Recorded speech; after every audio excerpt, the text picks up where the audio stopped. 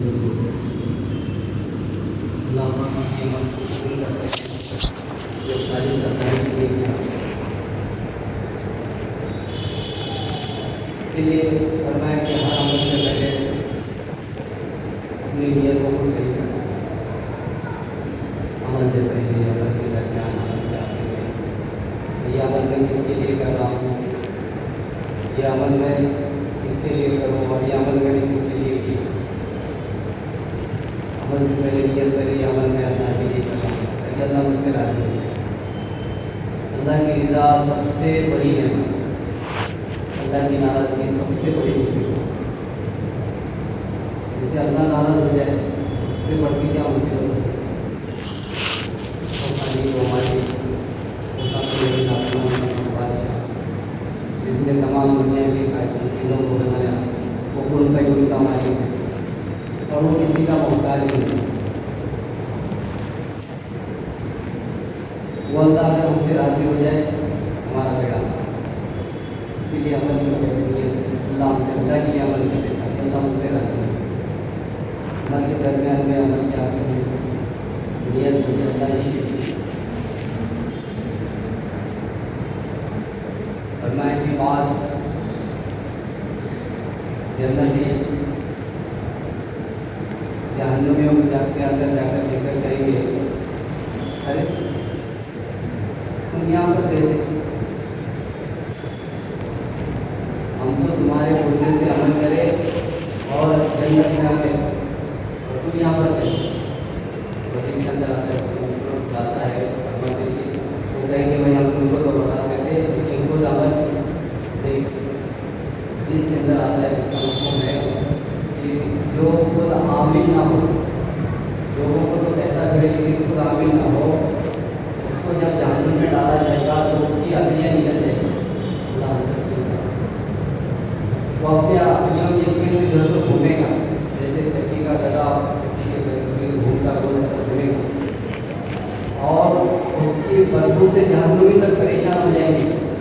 وہ کہیں گے ارے ہم تو یہ جہنم سے پہلے ہی پریشان تھے، تمہاری وجہ سے بدبو سے تو اور زیادہ پریشان ہو گئے، تمہارا ایسا کیا عمل تھا۔ وہ کہیں گے کہ ہم لوگوں کو تو بولتے تھے لیکن خدا مجھے۔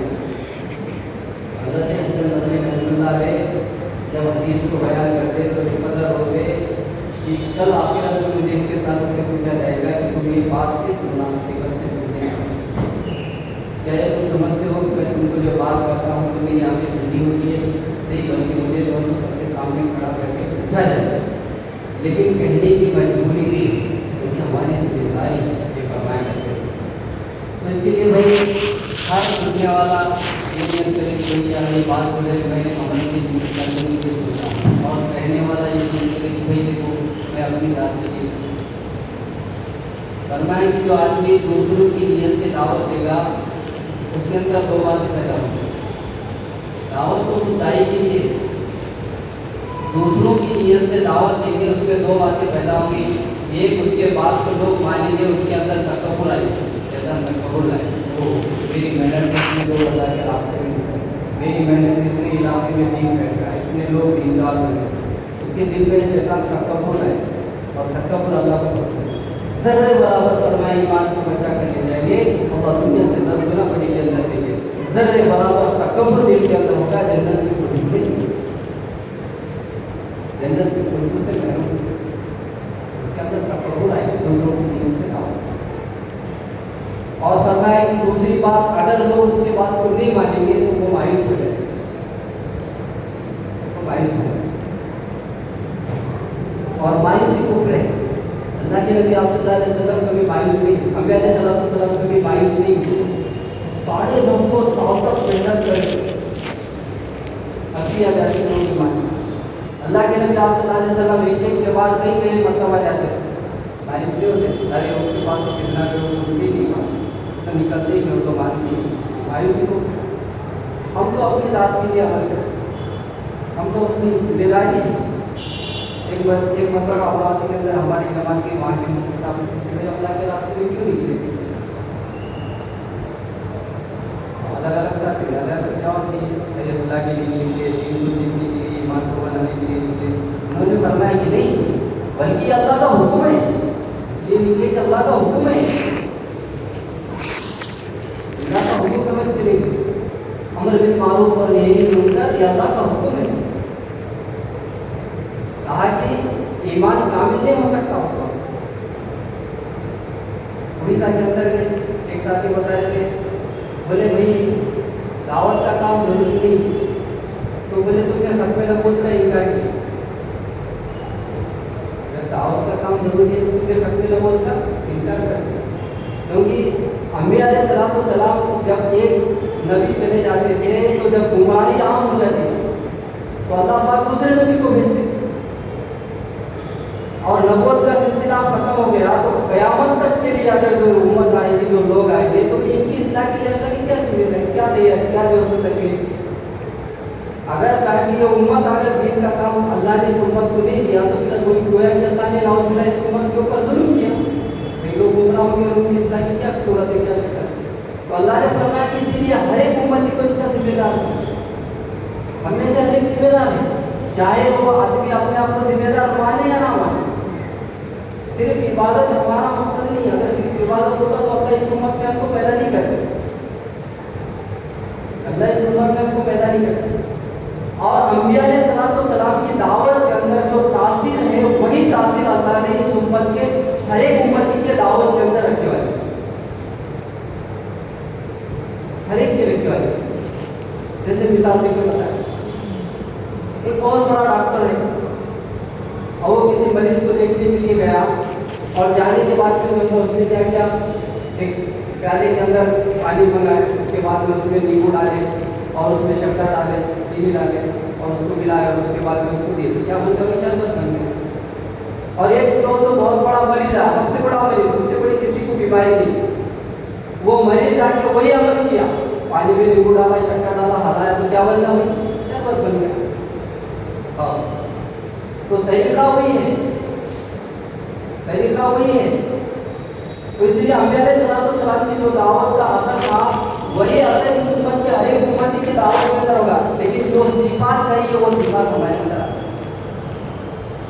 وہ صفات جو صحابہ رضی اللہ عنہ نے اللہ کے نبی آپ صلی اللہ علیہ وسلم کی صحبت میں حاصل رہ کر اپنے اندر حاصل کرے، صفات کو لانے کی محنت ہے.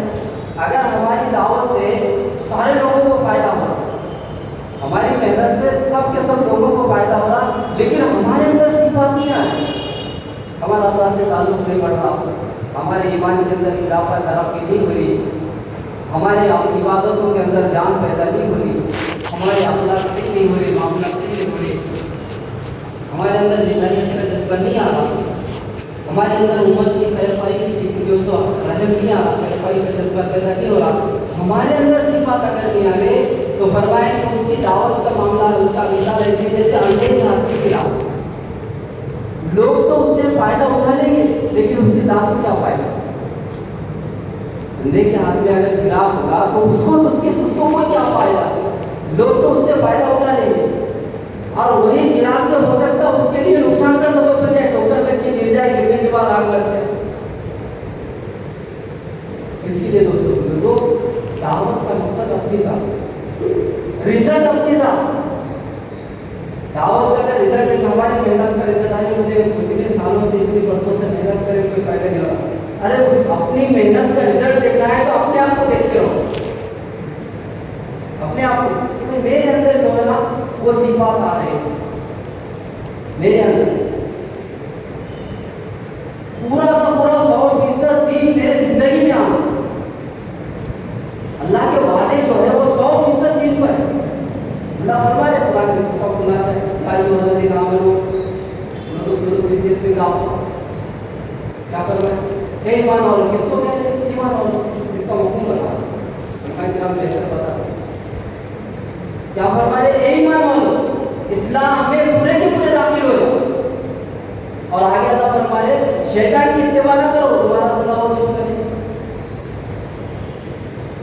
اسلام میں پورے کے پورے داخل ہو جاؤ. آج جو ہے سو بھائی ہم کیا سمجھتے ہیں، کچھ دین پر عمل کر کے ہم جو ہے سو کامیاب ہونا چاہتے ہیں. کوئی آدمی جو ہے جمعہ کی نماز پڑھتے رہا، اپنے آپ کو دیندار ہوگا، مسلمان جو بتاتے کہ بھائی علماء کرام فرماتے اللہ نے جو فرمایا یا ایھا آمنوا آمنوا، اے ایمان والو ایمان لاؤ، اس کا ایک مفہوم یہ بھی ہے کہ اے مسلمانوں مسلمان بن کے زندگی گزارو، 100% دین پر عمل کرو، 100% دین پورا کا پورا دین۔ ہم کو جو سمجھ میں آ رہا وہ دین نہیں، بلکہ اللہ کے نبی آپ صلی اللہ علیہ وسلم صحابہ رضی اللہ عنہ کی زندگی میں جو دین کو چھوڑ کر گئے تھے وہ دین، اور اس دین پر کامیابی ہے۔ ہم دین کے کچھ حصوں کو جو سو کچھ دین کے کچھ ارکان کو کچھ چیزوں پر عمل کرتے ہیں اور اپنے آپ کو دکھنے میں دیتا ہوں، بلکہ 100% دین پورا کا پورا دین، پورا کا پورا۔ اس لیے فرماتے ہیں کرام کہ ایمانیات کے جو دین کے 205 شعبے ہیں وہ 5 شعبے ہماری زندگی کے اندر آ جاتے ہیں، ہماری 5 لائنیں پوری صحیح ہو جاتی ہیں۔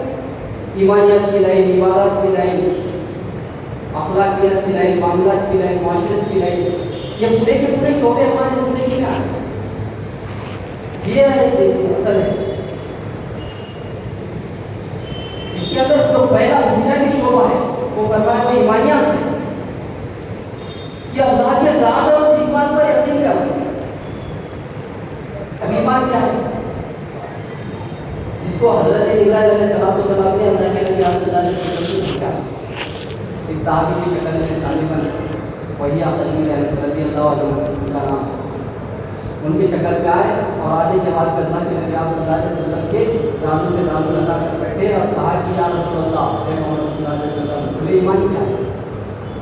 جس کو حضرت جبرائیل کہتے ہیں، ایمان کیا ہے؟ اللہ کے نبی صلی اللہ علیہ وسلم نے فرمایا اللہ پر ایمان لاؤ، اس کے ذات اور صفات کے ساتھ۔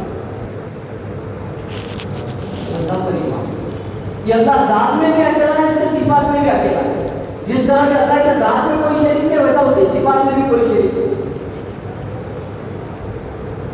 اللہ پر ایمان یہ تو سب لوگ لاتے اور ہمیں بھی لاتے، لیکن اس میں دوسرے کو بھی شریک کر دیتے ہیں۔ اللہ کے ذات میں اور لوگوں کو بھی اوروں کو بھی شریک کرتے ہیں، لیکن مسلمان اللہ کے ذات میں کسی کو شریک نہیں کرتا نہ اس کے صفات میں۔ دیکھو نا اللہ قرآن کے اندر اللہ کے صفات ہی نہ بتائے، وہ رحیم ہے، وہ کریم ہے، وہ رزاق ہے، یعنی صفات اللہ کی صفات۔ سب کچھ کرنے والے اللہ ہے، روزی کے دینے والے، بارش کے برسانے والے، بیماری کے دینے والے، شفا کے دینے والے، عزت کے دینے والے، ذلت کے دینے والے، کامیابی کے دینے والے، ناکامی کے دینے والے اللہ ہی اللہ ہے۔ اللہ کا کوئی شریک نہیں ہے، اللہ کسی کے محتاج نہیں۔ اللہ نے کہے اے نبی جی کہہ دو قل هو اللہ احد اللہ الصمد، اے نبی جی کہہ دو کہ اللہ اکیلا ہے، اس کا کوئی شریک نہیں ہے، اس کا مفہوم ہے، اور وہ بے نیاز ہے، وہ کسی کی محتاج نہیں ہے، نہ وہ کسی چیز کا محتاج ہے، نہ کسی کی مدد کا محتاج ہے۔ اللہ الصمد بے نیاز ہے، اس کو کسی چیز کی ضرورت نہیں، ہمارے اعمال کی بھی ضرورت نہیں، ہماری عبادت کی بھی ضرورت نہیں، ہماری عبادت کی بھی ضرورت نہیں۔ اگر سارے کے سارے انسان، سارے کے سارے جنات اس شخص کی طرح ہو جائے جو سب سے زیادہ اللہ کی اطاعت کرنے والا، اللہ سے ڈرنے والا ہے، اللہ کی عبادت کرنے والا ہے، تو کہا کہ یہ بات اللہ کی قدرت میں، اس کی طاقت میں کہا کہ ذرے برابر بھی اضافہ نہیں کر سکتے۔ اور سارے کے سارے انسان جنات، سب کے سب پوری مخلوق سب سے زیادہ اللہ کی نافرمانی کرنے والا جو ہے اس کی طرح ہو جائے تو یہ بات اللہ کی طاقت میں، اللہ کی قدرت میں کوئی کمی ذرا برابر کمی نہیں کر سکتا۔ وہ تو سمجھ ہے، بے نیاز ہے، اس کو کسی چیز کی ضرورت نہیں ہے، وہ کسی چیز کا محتاج نہیں ہے، وہ تو جو چاہے جب چاہے جیسے چاہے کر سکتا ہے، وہ تو کن فیکن کا مالک ہے۔ اللہ تو کن کہنے کی بھی محتاج نہیں ہے، ہو جا بولنے کی بھی محتاج نہیں ہے، بلکہ اللہ کا ارادہ ہی وہ کسی چیز کے ہو جانے کے لیے کافی ہے۔ وہ ہر چیز کا قادر ہے اور ہر چیز اس کی محتاج ہے۔ اللہ کے علاوہ ہر چیز اللہ کی محتاج ہے، ہر مخلوق اللہ کی محتاج ہے، چاہے وہ چھوٹی سے چھوٹی ہو، چاہے وہ بڑی سے بڑی ہو۔ اسی لیے فرمایا ذرے سے لے کے پہاڑ تک، اور کہا کہ جو سو قطرے سے لے کے سمندر تک، ساری کی ساری چیزیں اللہ کی محتاج ہے، چیونٹی سے لے کے جبرائیل علیہ السلام تک، سب مخلوق بڑی ہو چھوٹی ہو سب اللہ کی محتاج ہے، اللہ کسی کا محتاج نہیں۔ تو اللہ پر ایمان لاؤ اس کی صفات کے ساتھ، اللہ ذات میں اکیلا، صفات میں، اور فرمایا دوسری چیز اس کے فرشتوں پر ایمان لاؤ، کہ فرشتے ہیں، اللہ تعالیٰ نے نظام کو چلایا، اللہ نے کروڑوں اربوں فرشتے بنائے، اس کے فرشتوں پر ایمان جو دکھتے نہیں نظر نہیں آتے لیکن ان کا وجود حق ہے، ہم نے دیکھے نہیں لیکن ہمارا ایمان ہے، ہمارا یقین ہے کہ فرشتوں کا وجود بھی حق ہے۔ علماء کرام فرماتے ہیں اتنے فرشتے اللہ نے بنائے، کہا کہ بیت اللہ کے اوپر سیدھا ساتویں آسمان پہ جو ہے عرش کے نیچے بیت المعمور ہے، وہاں پر فرشتے طواف کرتے روزانہ، ہزاروں فرشتے طواف کرتے، اتنے فرشتے ہیں، ایک مرتبہ ایک فرشتہ جب طواف کرنے تھا تو قیامت تک اس کا بعد میں نمبر نہیں آتا، اتنے فرشتے اللہ نے۔ 4 فرشتے بڑے بڑے، جبرائیل علیہ السلام، میکائیل علیہ السلام، اسرافیل علیہ السلام، اسرائیل علیہ السلام، ان پر بھی ایمان۔ یہ دوسری بات۔ فرمایا کہ تیسری بات اس کے کتابوں پر ایمان، کہ اللہ نے جو آسمانی کتابیں جتنی بھی نازل فرمائی وہ سب کے سب حق ہے۔ اللہ نے جو 4 بڑی بڑی کتابیں نازل فرمائی، قرآن، تورات، انجیل، زبور، قرآن، اور چھوٹی چھوٹی جو کتابیں صحیفے، 100 صحیفے جو نازل فرمائے، 50 صحیفے حضرت شیش علیہ السلام پر، 30 صحیفے حضرت ادریس علیہ السلام پر، 10 صحیفے حضرت ابراہیم علیہ السلام پر، اور 10 صحیفے حضرت موسیٰ علیہ السلام پر تورات سے پہلے۔ 100 چھوٹی چھوٹی کتابیں اللہ نے جو نازل فرمائی، سب کے سب حق ہے۔ جو بھی اللہ نے قرآن جو سب کتابوں کے اندر نازل فرمایا وہ سب کے سب حق ہے، سب پر ہمارا ایمان ہے، لیکن ہمارا عمل قرآن پاک، ہمارا عمل قرآن پاک۔ اور فرمایا کہ چوتھی بات نبیوں پر ایمان، سارے کے سارے نبی دنیا کے اندر جتنے بھی آئے یہ اللہ کی طرف سے حق کا پیغام لے کر آئے، حق کی دعوت لے کر آئے، سب نبیوں پر ہمارا ایمان ہے، سارے کے سارے نبی، آدم علیہ السلام سے لے کے آپ صلی اللہ علیہ وسلم تک فرمایا 1,24,000 سوا لاکھ 2 لاکھ الگ الگ روایت، سارے نبی اپنی جگہ، لیکن ہمارا عمل کس پر ہوگا؟ محمد صلی اللہ علیہ وسلم کے جو طریقے پر عمل۔ حضرت عمر رضی اللہ عنہ تورات کے اندر جو بڑی تعریف کی اللہ کے نبی، میں نے جو سب تورات پڑھی اس میں یہ ہے، یہ اللہ کے نبی آپ صلی اللہ علیہ وسلم، اس کا مفہوم ہے کہ اللہ کے نبی آپ صلی اللہ علیہ وسلم کا چہرہ غصے سے لال۔ حضرت عمر رضی اللہ عنہ بات بتاتے جا رہے ہیں، اللہ کے نبی کا چہرہ زرد ہوتا ہے۔ ابو بکر صدیق رضی اللہ عنہ نے کہا کہ عمر دیکھتے نہیں اللہ کی طرح، اللہ کے نبی کی طرح۔ حضرت عمر رضی اللہ عنہ نے دیکھا تو فوراً سمجھ گیا، کہا رضیت باللہ ربا و اسلام دینا، پھر ہم اللہ کا رب مان کر اور اسلام کو دین مان کر اور محمد صلی اللہ علیہ وسلم کو رسول مان کر راضی ہو گئے، فوراً سمجھ کے منشا۔ اللہ کے نبی نے فرمایا کہ عمر اگر اس امت کے اندر، اس دور کے اندر اگر موسیٰ علیہ السلام اگر آ جائیں گے، اگر تم میری اتباع چھوڑ کر اگر موسیٰ علیہ السلام کی اتباع کرو گے تو بھی کامیاب نہیں ہوگے۔ کہا کہ نبیوں میں تمہارے حصے میں آیا ہوں، امتوں میں تم میرے حصے میں آئے ہو۔ کہا کہ کامیابی تو میرے طریقے میں، اور اللہ نے اعلان کرا دیا، اے نبی جی کہہ دو قل ان کنتم تحبون اللہ فاتبعونی یحببکم اللہ، اے نبی جی آپ کہہ دو، اعلان کر دو اگر تم اللہ سے محبت کرتے ہو، اے میرے بندو، اے میرے بندو، اللہ کیا فرمائے؟ نبی جی آپ کہہ دو اگر تم اللہ سے محبت کرتے ہو تو کیا کرو؟ میری اتباع کرو۔ اس کی ہمارے نبی آپ صلی اللہ علیہ وسلم، پھر اللہ تم سے محبت کرے گا،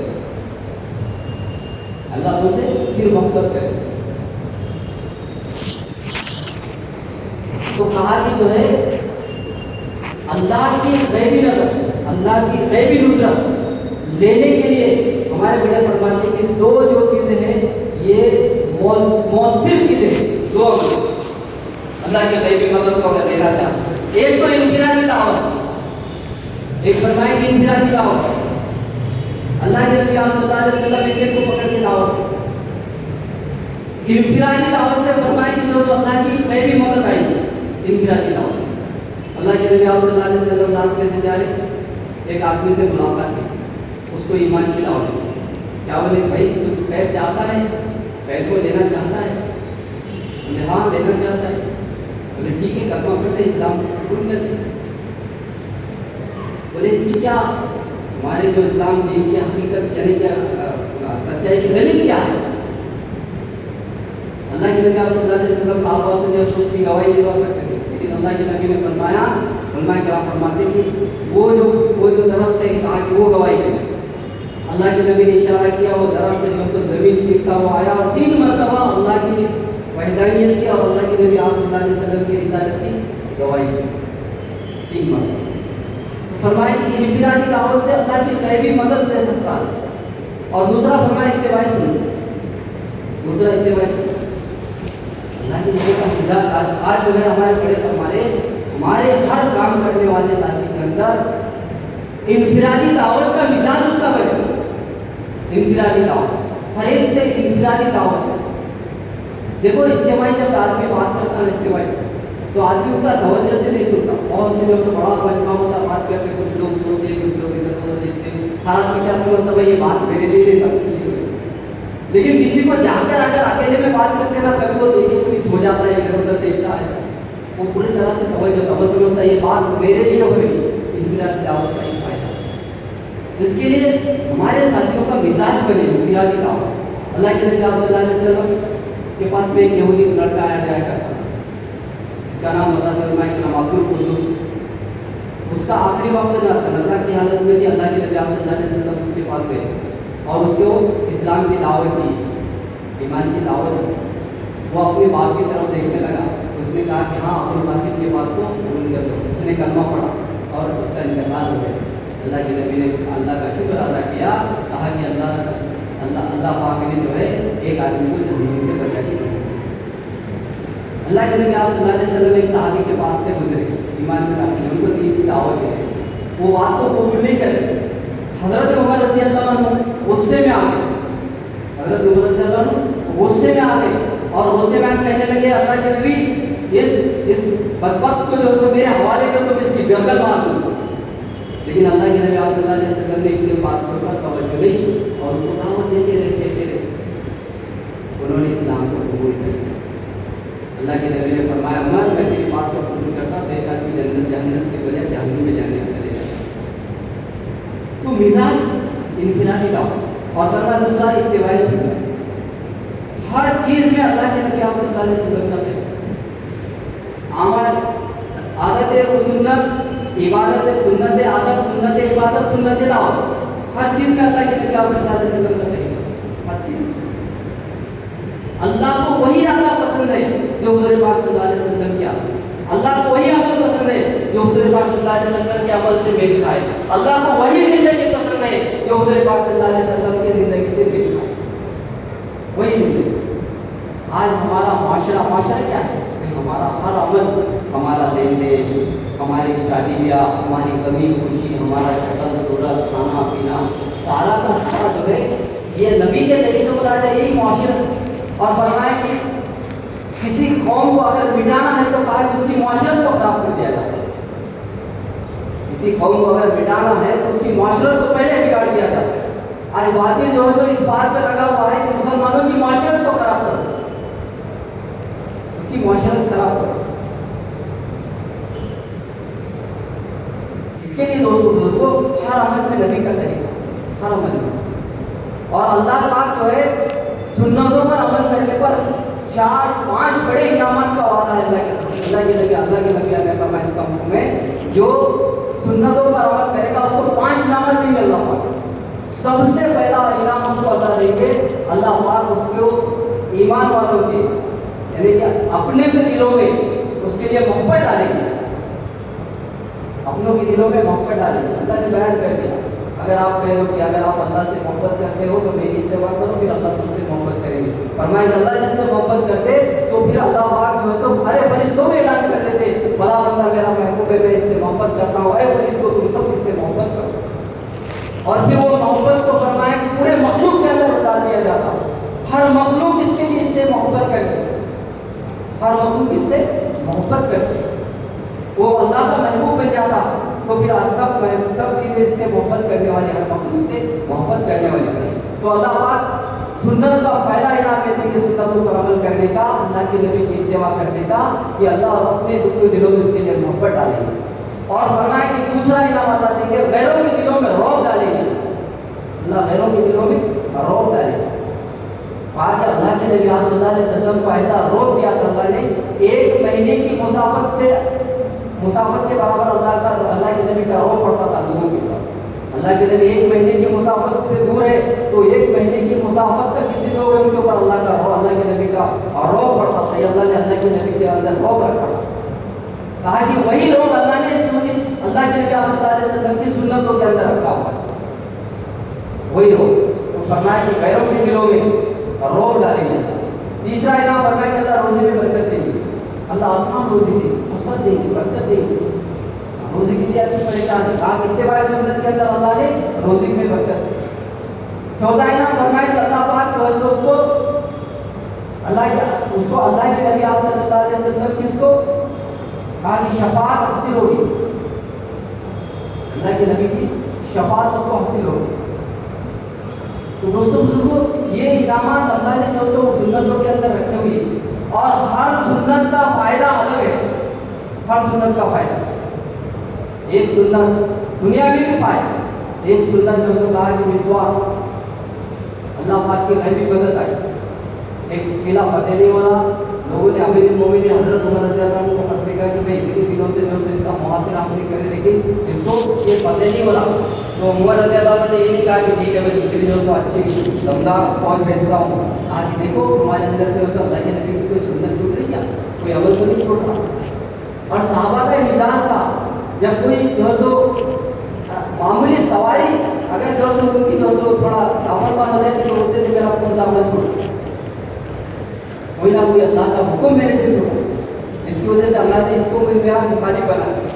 تو انہوں نے کہا کہ اپنے عمل کو دیکھو, تو پتہ چلا کہ بھائی سنت جو سو مسواک کی ہم سے چھوٹ رہی ہے. اب مسواک کرنا شروع کرے, اللہ نے دشمنوں کے دلوں میں رعب ڈالا, خلافت ہو تو سنتوں کا فائدہ. نماز کے اندر کم سنت, ہر نماز کو جو سو سنت کے مطابق سنتوں کا استحضار کرتے ہوئے پڑھے. پھر دیکھو نماز کیسی جو سو جاندار ہو. قیام کے اندر 11 سنتوں کا استحضار کرتے ہوئے قیام, 7 سنتوں کا استحضار کرتے ہوئے قرات, 8 سنتوں کے استحضار کے ساتھ رکوع, 12 سنتوں کے استحضار کے ساتھ قیام سجدہ, اور 13 سنتوں کے استحضار سے فائدہ. 51 سنتوں کے استحضار کے ساتھ نماز پڑھو, انشاءاللہ وہ نماز دیکھو زمین آسمان کا فرق بن جائے گا. نماز وضو کے اندر 13 سنت, کھانے کے اندر 18 سنت, سفر کی سنت, مسجد میں آنے کی 5 سنت, پانی پینے کی 7 سنت, یہ ساری سنتیں. کہا کہ ہر سنت کے فضائل ہے. فجر کی جو سنت 2 رکعت نماز پڑھتے ہیں, کہا کہ اس میں بھی 5 سنتیں علماء کرام بتاتے, اور اس کے 3 انعامات ملیں گے اللہ کی طرف سے. اس کے اوپر فجر کی جو سنت پڑھتے ہیں نا, اس میں 5 سنتیں ہیں, اور اس میں اللہ نے 3 انعامات رکھے ہوئے ہیں. اس سے 3 فائدے ہوں گے. ایک سنت کیا ہے, گھر پہ پڑھنا, فجر کی سنت گھر پہ پڑھنا. دوسرا اول وقت میں پڑھنا, صبح صادق کے ساتھ ہی فجر پڑھنا اول وقت. تیسرا جو سو مختصر پڑھنا, تیسرا کیا فرمایا, مختصر پڑھنا, لمبی چوڑی نہیں. اور چوتھا فرمایا کہ پہلی رکعت میں سورہ قل یا ایھا الکافرون اور دوسری رکعت میں سورہ اخلاص پڑھنا. اور فرمایا کہ چوتھا کیا ہے, 5واں کیا ہے, اس کے اندر تھوڑا سا لیٹنا, کچھ لمحے کے لیے لیٹنا, اور پھر مسجد میں جانا. یہ 5 سنتوں پر اگر آدمی عمل کرے گا, فجر کی 2 رکعت سنت پڑھنے میں یہ 5 سنتیں جو ہے اس پر عمل کرے گا, اللہ اس کو 3 انعام دیں گے. سب سے پہلے اللہ اس کے روزے میں برکت. دوسرا انعام فرمایا کہ اللہ پاک گھر کے اندر اتحاد پیدا کرے گا. آج گھر میں نا اتفاقی ہے, باپ بیٹے کے لیے جمتی, بھائی بھائی کے لیے جمتی, ساس بہو کے لیے جمتی. کہا یہ اس سنتوں کا اہتمام کریں گے انشاءاللہ, وہ گھر کے اندر اللہ اتفاق پیدا کریں گے, آپس میں اتفاق پیدا کریں, اتحاد پیدا کریں. نا اتفاقی کو ختم کریں گے اللہ پاک, آپس کے اندر کے جوڑ کو ختم کریں گے. اللہ تعالیٰ جوڑ کو جو سو یعنی جوڑ پیدا کریں گے. اور فرمایا تیسرا انعام اللہ پاک دے دیں گے کہ اس کا خاتمہ جو ہے تو ایمان پر ہو, اس کا خاتمہ ایمان پر ہو. اس کے لیے دوستوں بزرگوں کہا کہ سارے لوگ یہاں پہ, لیکن اتباع آپ صلی اللہ علیہ وسلم. اور فرمایا کہ 5واں جو ہے فرمایا کہ کون سا ایمان یہ ہے بھائی, اس چیز پر قیامت کے دن اچھی بری تقدیر پر, کہ جو بھی اللہ کی طرف سے اچھا ہوتا حضرت انس رضی اللہ عنہ غالباً فرماتے ہیں کہ میں اللہ کے نبی صلی اللہ علیہ وسلم کی خدمت میں جب تھا تو چھوٹا بچہ، بہت سارے کام ایسے ہوتے تھے کہ بھائی اللہ کے نبی بولتے تھے ہو جاتا نہیں ہے، ایسا بولے تو ایسا ہو جاتا، اپنے سیدھے ہو جاتے تھے، لیکن اللہ کے نبی نے کبھی مجھ سے نہیں کہا ایسا کیوں کیا، ایسا کیوں نہیں کیا، جو ہوا وہ ہونا ہی تھا، جو نہیں ہوا ہونا ہی نہیں تھا۔ اللہ پاک نے دنیا بنانے سے پہلے سب کی مقدر لکھی، اب مقدر میں جو چیزیں مل کے رہیں گی، کتنا کھائے گا، کہاں رہے گا، کتنا زندگی گزارے گا، سب اللہ نے لکھا ہوا۔ تو تقدیر پر ایمان، مقدر پر ایمان کہ اللہ نے سب سے پہلے قلم کو بنایا اور اس میں کہا کہ لکھ، کیا لکھو، کہا کہ سارے مخلوق کی مقدر کو لکھ دیا گیا، اس میں ذرے برابر میں فرق نہیں ہوگا، جتنی روزی ملی ہے اتنی ہی ملے گی، چاہے کتنے بھی ہاتھ چڑھ کر۔ ایک کاروبار تھا دوسرا لگا، ایک دکان کی بولے آپ دوسری لگا، دوسری چل رہی کیا چیز تیسری لگا، جتنا زیادہ کاروبار کو بڑھا رہے اتنا زیادہ مشغولیت ہو رہی، پھر کیا ہوگا، پھر مشورہ بھی چھوٹ گیا، کشتے بھی چھوٹ گئی، پھر کیا ہے تقاضے چھوٹ گئے، ملنا کتنا تھا اتنا ہی، ایک ہاؤس کے اندر پانی ہے اس میں ایک نل سے دو یا 4 نل سے دو، جتنا ہاؤس میں اتنا ہی آئے گا، اس کے علاوہ نہیں، تو یہ اپنا تقدیر پر ہے۔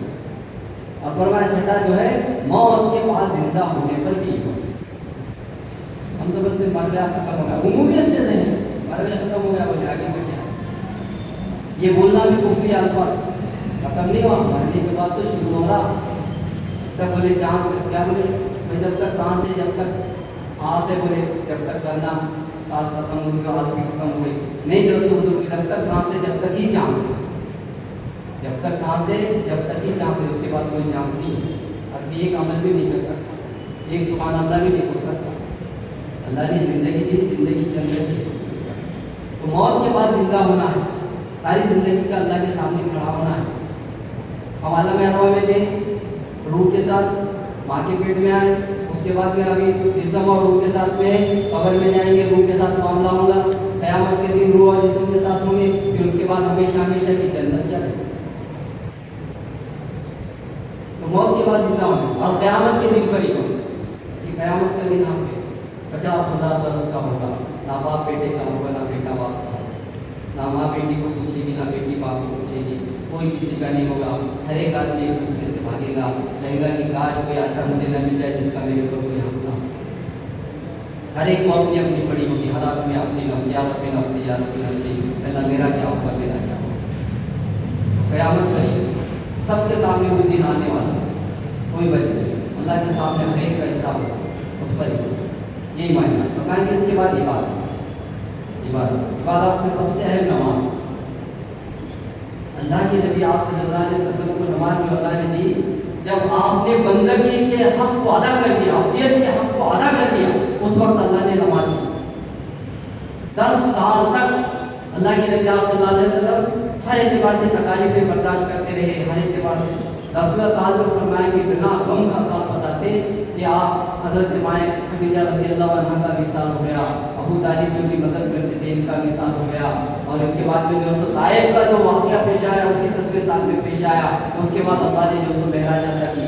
جب بندہ اپنی بندگی کے حق کو ادا کر دیتا ہے تو اللہ پاک اس کو ایک بڑا مقام دیتا ہے، عبدیت کے حق کو ادا کر دیتا ہے۔ انہوں نے اللہ کے نبی کو ایک وہ نماز دی گئی، نماز معمولی نہیں ہے، نماز تو اللہ سے لینے کا یقینی سبب ہے۔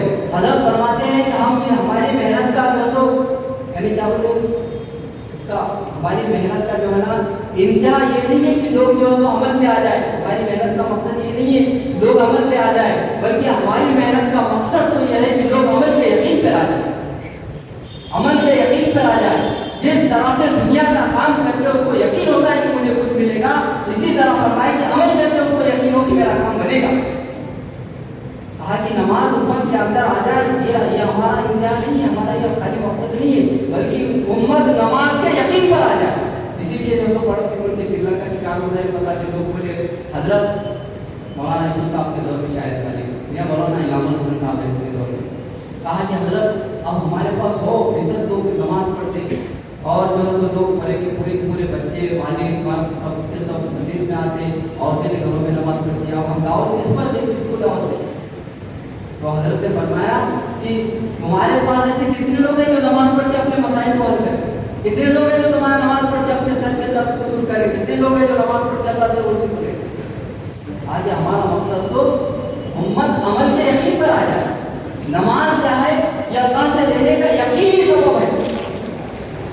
دکان اور یہ ساری جو ظاہری اسباب ہیں، یہ غیر یقینی، اس پر اللہ کا کوئی وعدہ نہیں ہے۔ اس کے لیے نماز ہماری ایسی ہو جیسے اللہ چاہتے ہیں۔ تو فرمایا کہ تم نماز ایسی پڑھو جیسے اللہ چاہتے ہیں، تو اللہ تم اس نماز سے وہ کرے گے جو تم چاہتے ہو، نماز سے وہ ہوگا جو تم چاہتے ہو، لیکن نماز ایسی ہو جیسے اللہ چاہتے ہیں۔ اس کے لیے فرمایا ہمارے اللہ والے کلام ہمارے آزاد نے بتا دیا کہ اپنی نمازوں کو جاندار بناؤ، نماز میں کمال کو پیدا کرو۔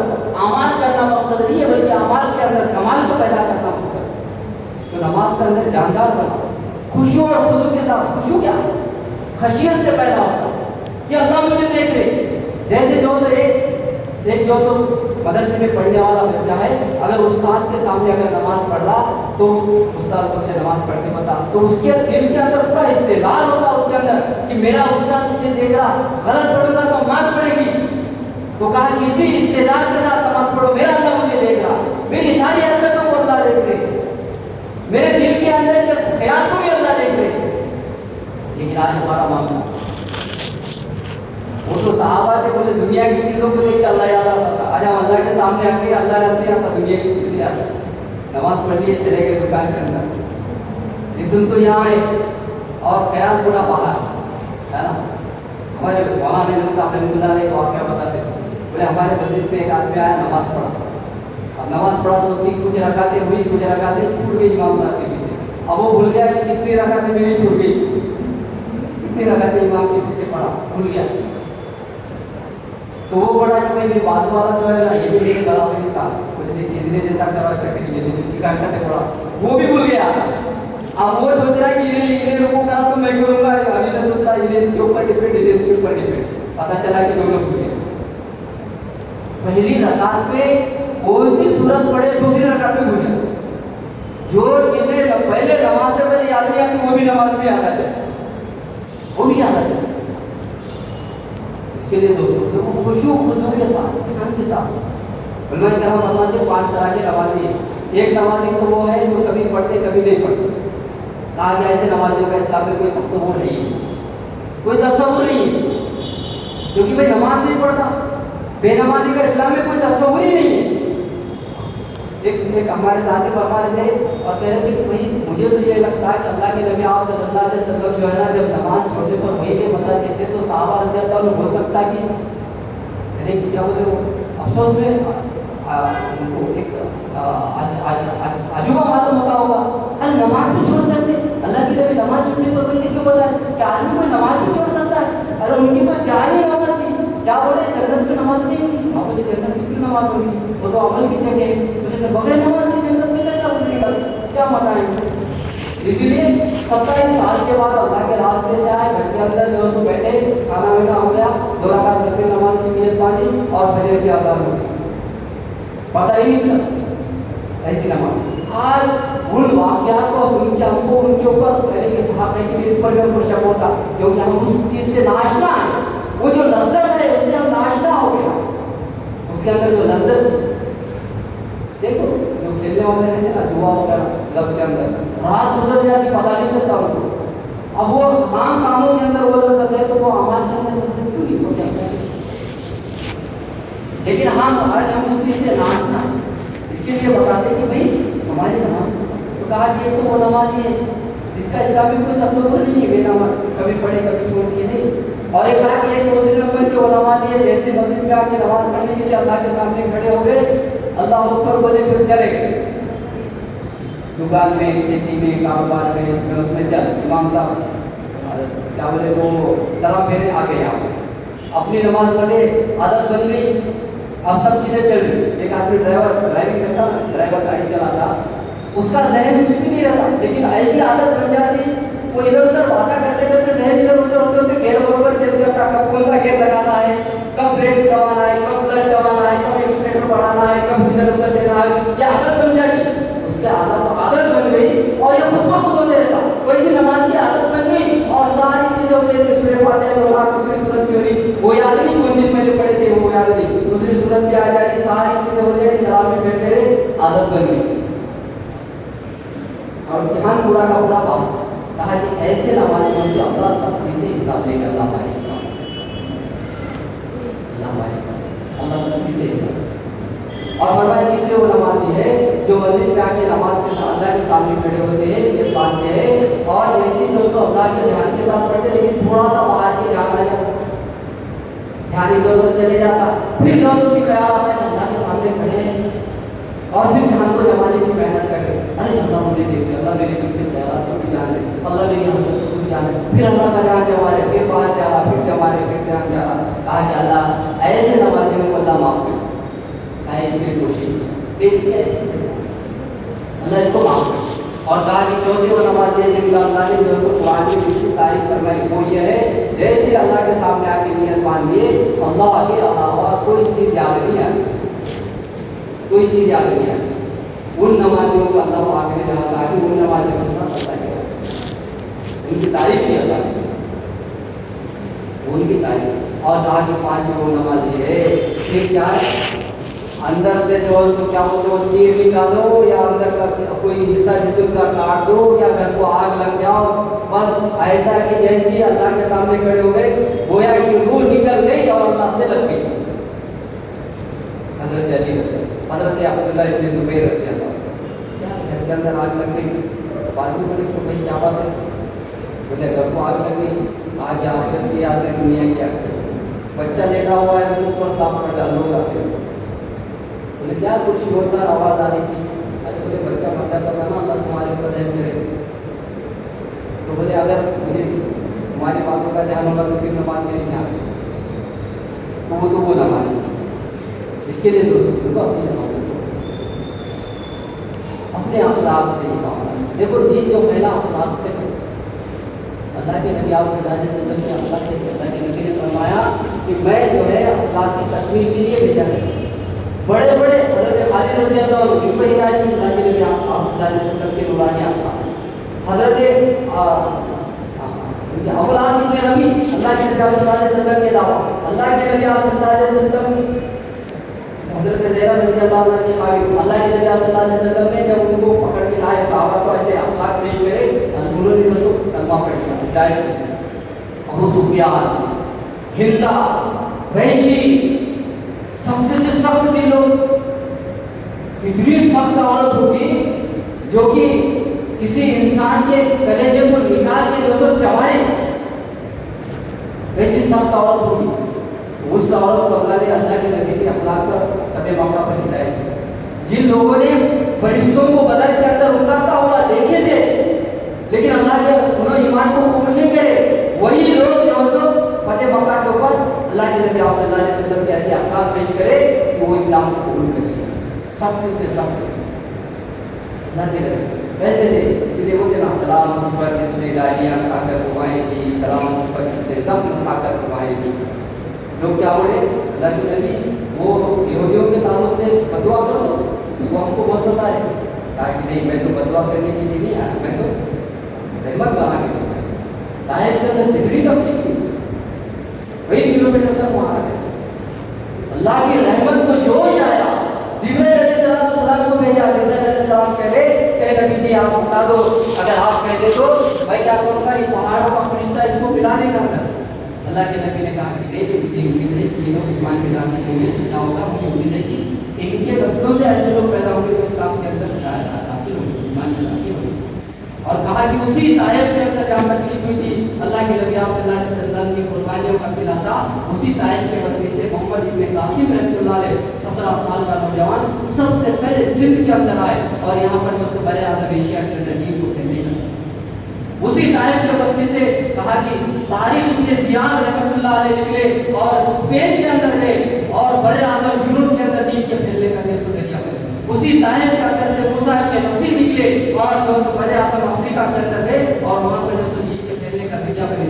ایسے جو اخلاق ہمارے اندر وہ اخلاق ہے، یہ ساری چیزیں ہمارے اندر آ جائے، اس کے لیے قربانی، اس کے لیے محنت ہے، اس کے لیے اللہ کے راستے میں نکلنا ہے، یہ ہماری ذمہ داری ہے۔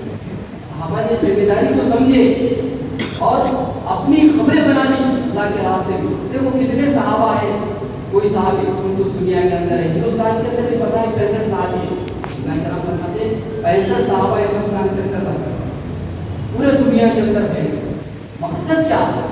सारी इंसानियत अल्लाह को मानने वाली बन जाए, हर एक का ताल्लुक अल्लाह से जुड़ जाए, अपने खालिक और मालिक को पहचान ले और हर एक जन्नत से जहन्नुम से बच के जन्नत में जाने वाला बन जाए। यही मकसद था।